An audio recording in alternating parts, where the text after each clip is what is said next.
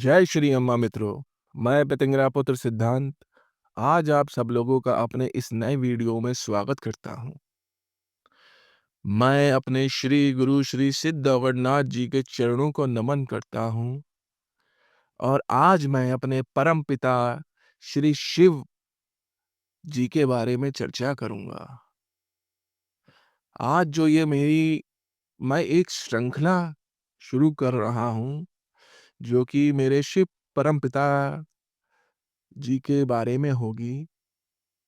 उनके बारे में मैं आपको जो मेरे विचार है, जो मैंने पढ़ा है, जो मैं समझा हूँ मैं अपने पिता के बारे में, वो मैं आपको बतलाऊँगा।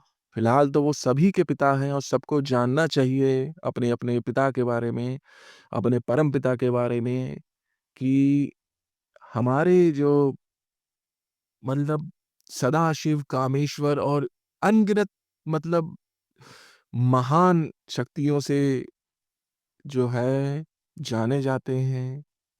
आज उन्हीं के बारे में मैं चर्चा करूँगा और जो भी त्रुटि हो उसके लिए मैं क्षमा चाहूँगा। लेकिन जो मैं समझा हूँ, वो मैं आपको आज बतलाने की कोशिश करूँगा। तो मैं अब शुरू करता हूँ अपनी ये श्रृंखला शिव परमपिता। शिव की अवधारणा को संक्षेप में नहीं समझाया जा सकता और इसके लिए गहन एवं विस्तृत अध्ययन की आवश्यकता है।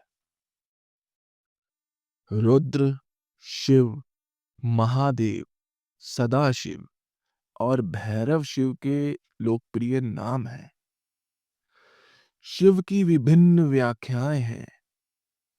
हम इन सभी पहलुओं पर चर्चा करेंगे और सर्वोच्च शिव को समझने का प्रयास करेंगे।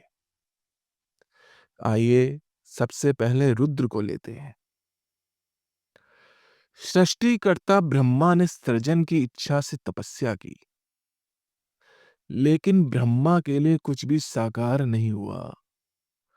वह क्रोधित हो गए और रोने लगे। उनके आंसुओं से घातक सांप प्रकट हुए। इन सांपों को देखकर ब्रह्मा परेशान हो गए और अपनी इंद्रियां खो बैठे और अंततः मर गए। ब्रह्मा के शरीर से 11 रुद्र प्रकट हुए। इन्हें एक दश 11 रुद्र कहा जाता है।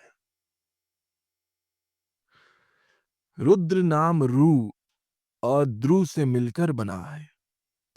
रू का अर्थ है रोना और द्रु का अर्थ है चलना। बृहदारण्यक उपनिषद के अनुसार 11 रुद्र मानव शरीर में 10 इंद्रियों का प्रतिनिधित्व करते हैं और 11वां रुद्र मन है। यह व्याख्या तर्क संगत प्रतीत होती है। रुद्र के लिए एक और व्याख्या है जो कहती है कि वह दुखों को दूर करने वाले ध्रुव का अर्थ भंग करना या पिघलना भी है और रू का अर्थ भय भी है। यह अर्थ भी उचित प्रतीत होता है। रुद्रन पुरुषों के सभी दुखों को दूर करते हैं। यही एक दश रुद्रम करने का कारण है। एक दश रुद्रम में 11 रुद्रों के नाम हैं। वे इस प्रकार हैं: शिवन, रुद्रन, शंकरन, नीललोहितन, ईशानन, विजयन, भीमन, देवदेवन, भवोथ भवन, आदित्यमयक रुद्रन और सांब परमेश्वरन। कृष्ण यजुर्वेद कांड में भगवान रुद्र की स्तुति की गई है और इसको रुद्रम कहा गया है। रुद्रम का 11 बार पाठ करना एक दश रुद्र पारायण कहलाता है। इस अध्याय को नमकम भी कहा जाता है। क्योंकि श्री रुद्रम में नाम शब्द का कई बार उपयोग किया गया है। रुद्रम का पाठ भारत में बहुत लोकप्रिय है। रुद्रम का जाप अकाल मृत्यु को रोकने वाला माना जाता है। भगवान शिव का प्रसिद्ध मंत्र रखा गया है। इस मंत्र को पंचाक्षरम यानी कि 5 प्लस अक्षरम यानी कि 5 अक्षर या 5 अक्षरों वाला मंत्र कहा जाता है। नामा शिवाय नमः शिवाय मंत्र है। रुद्र को ब्रह्मा के निर्माण के लिए बल और ऊर्जा की आपूर्ति करने के लिए कहा जाता है। ब्रह्मा सृष्टि के स्वामी हैं, विष्णु पालन करता है और शिव संहारक है। रुद्र का वर्णन करने के लिए संहारक उपयुक्त शब्द नहीं है। रुद्र किसी को भी नियम और कानून के खिलाफ काम करना पसंद नहीं करते हैं। अगर कोई करता है तो रुद्र उन्हें नष्ट करने में संकोच नहीं करते हैं। यह कहना गलत है कि वह हत्यारा है तो कोई भी रुद्रम का पाठ नहीं करेगा, जबकि वृद्ध व्यक्तियों के जन्मदिन पर 1 दश रुद्रम का जाप करना एक अनुष्ठान बन गया है। श्री रुद्रम का जाप सभी बुरी शक्तियों को दूर करता है। यह दृढ़ विश्वास है कि जब जाप किया जाता है तो श्री रुद्रम के शब्दों से उत्पन्न ऊर्जा मृत्यु के देवता यम को दूर भगा देती है। इसका सटीक अर्थ यह है कि किसी व्यक्ति की दुर्घटना या चोट के कारण अकाल मृत्यु नहीं हो सकती। हालांकि हम सभी को अंततः मरना है। श्री रुद्रम में मृत्युंजय मंत्र मृत्यु का अर्थ मृत्यु नामक एक श्लोक है जो त्र्यंबकम से शुरू होता है, जिसका विवरण हम अपनी इस श्रृंखला में अवश्य करेंगे।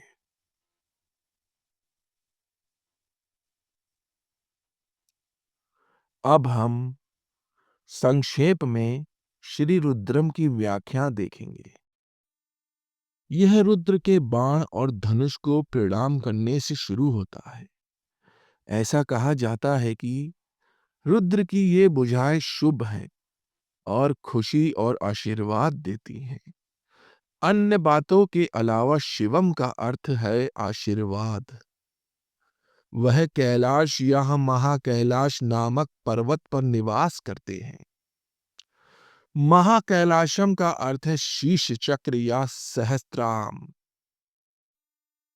वह व्यक्ति की वाणी का मार्गदर्शन करते हैं। विष निगलने के कारण उनकी गर्दन का रंग नीला है। उन्हें विष निगलते देख उनकी पत्नी ने विष को उनके शरीर में प्रवेश करने से रोकने के लिए अपना हाथ उनके गले में रख दिया। मन की सही स्थिति और रोगों से रक्षा के लिए उनकी आराधना की जाती है। यहाँ रोग का अर्थ है हमारे मन और कर्म का रोग। उनसे धन और ज्ञान की भी प्रार्थना की जाती है। उन्हें सतुनाम कहा जाता है, अर्थात सात्विक 3 गुणों में से एक गुणों वाले लोगों के स्वामी, यानी कि सात्विक गुणों वालों लोगों के स्वामी। उन्हें शत्रुओं का संहारक कहा जाता है। शत्रुओं का अर्थ है हमारे आंतरिक गुण और लोभ, जैसे लोभ, क्रोध आदि। उनसे ऐसे अवांछनीय गुणों का नाश करने की प्रार्थना की जाती है। उन्हें चोर कहा जाता है क्योंकि वह अपने भक्तों का हृदय चुरा लेते हैं। वह सभी के हृदय में विराजमान है, चाहे कोई चोर ही क्यों ना हो। वे आत्मा के रूप में है और सर्वत्र विद्यमान है और चोर का कोई अपवाद नहीं हो सकते। यानी कि चोर कोई अपवाद नहीं हो सकते। तस्कराम का अर्थ है चोर। फिर रुद्र के सर्वव्यापी गुणों की अभिव्यक्ति की जाती है। रुद्र के सेवकों की स्तुति की जाती है। रुद्र को भव कहा जाता है, जिसका अर्थ है सर्वत्र विद्यमान। भैरव की उत्पत्ति भव शब्द से हुई है। रुद्र को पापों का नाश करने वाले भगवान के रूप में नमस्कार किया जाता है। रुद्र को भगवान विष्णु के अवतार वामन के रूप में संबोधित किया जाता है। एक अन्य श्लोक में उनकी स्तुति ये कहकर की गई है, वे वृद्ध हैं और उनकी महिमा बढ़ी हुई है। यह विशेषण इस बात का स्पष्ट संकेत है कि जैसे जैसे हमारी आयु बढ़ती है, हमें ज्ञान प्राप्त होता है, उन्हें प्रथममय कहा जाता है, जिसका अर्थ है प्रथम, संभवतः प्रथम निर्मित। वास्तव में उन्हें किसी ने नहीं बनाया, उन्होंने स्वयं को ही रचा है। संस्कृत में उन्हें आदि और अनादि कहा जाता है। कृपया स्मरण रखें कि हम पहले भी चर्चा कर चुके हैं कि शिव के विमर्श रूप ने शक्ति के प्रकाश रूप की रचना की है। रुद्र को मृत्यु के देवता यम का नियंत्रक भी कहा जाता है। वे सभी मंत्रों में विद्यमान हैं। यहाँ वे स्मरणीय है क्योंकि सभी तंत्र शास्त्र शिव द्वारा शक्ति को दी गई शिक्षाओं के रूप में है। प्रकाश रूप स्वयं प्रकाशित है। इस सिद्धांत को पुष्टि करने के लिए रुद्र को बिल्म अर्थात प्रकाश कहा जाता है। उनकी श्रुत स्वरूप के रूप में की जाती है। श्रुति का अर्थ है वेद। उनका त्रिशूल, डमरू, धनुष और बाण शुभ माने जाते हैं। उनकी भरपूर पूजा की जाती है। उन्हें वर्षा के देवता के रूप में भी पूजा जाता है। जब सूखा पड़ता है तो रुद्र का आवाहन किया जाता है और वर्षा के लिए श्री रुद्रम का जाप किया जाता है। यह पंचाक्षरी मंत्र नमः शिवाय, इस मंत्र में शिव को परमात्मा या परम के शुभ रूप के रूप में आवाहन किया गया है। हम जानते हैं कि परम प्रकाश और विमर्श रूपों का संयोजन है। पूरे श्री रुद्रम में शिव से घास लेकर परम के रूप तक हर रूप में आवाहन किया गया है। यानी कि घास से लेकर परम के रूप, यानी कि जो परम का रूप है वहां तक उनका आवाहन किया गया है। वास्तव में उनकी पूजा धूल में भी की जाती है। रुद्र जीवन के दो पहलू प्रदान करते हैं, एक भौतिक सुख और दूसरा ज्ञान। यहाँ ज्ञान का अर्थ है आत्म साक्षात्कार या अपने भीतर ब्रह्मा का ज्ञान। माता पिता की रक्षा के लिए भी रुद्र की पूजा की जाती है। श्री रुद्रम कहते हैं, पितरम मुता मातरम। रुद्र को किसी भी जीव के लिए प्राण शक्ति और विकास का कारण कहा जाता है। वे सभी को प्रगति की ओर अग्रसर करते हैं। वे सभी को इस क्षण और मृत्यु के बाद के जीवन के बारे में सोचने के लिए प्रेरित करते हैं। वे लोगों को भूत और भविष्य के बारे में सोचने के लिए प्रोत्साहित नहीं करते। रुद्र तन और मन दोनों की पवित्रता चाहते हैं। श्री रुद्रम का समापन सभी दिशाओं में उनकी पूजा और शत्रुओं को नाश करने के साथ होता है। शत्रुओं को शाब्दिक अर्थ में नहीं लेना चाहिए। शत्रु वे भौतिक सुख और आसक्ति है जो आत्म साक्षात्कार के मार्ग के विरुद्ध है। आज की वीडियो में मेरे परमपिता के बारे में आज मैं यही जानकारी दूंगा। अगले वीडियो में हम व्यापक भैरव इनके बारे में जानकारी प्राप्त करेंगे। मेरे पिता के कई रूप हैं। जो भी मैंने सोचा समझा, इन रूपों के बारे में चर्चा करेंगे और जानेंगे।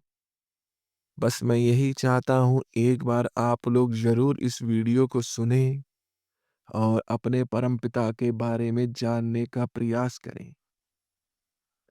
जय श्री अम्मा मित्रों, जय जय श्री अम्मा मित्रों। इस पवित्र यात्रा में हमारे साथ होने के लिए धन्यवाद। शक्ति के एहसास से को भीतर की शक्ति को जगाने दे। श्री वाराही, बगलामुखी एवं प्रत्यंगरा अम्मा के बारे में ज्ञान प्राप्त करे, अभी सदस्यता लें और तंत्र और परिवर्तन के मार्ग पर चलते रहें। जय श्री अम्मा।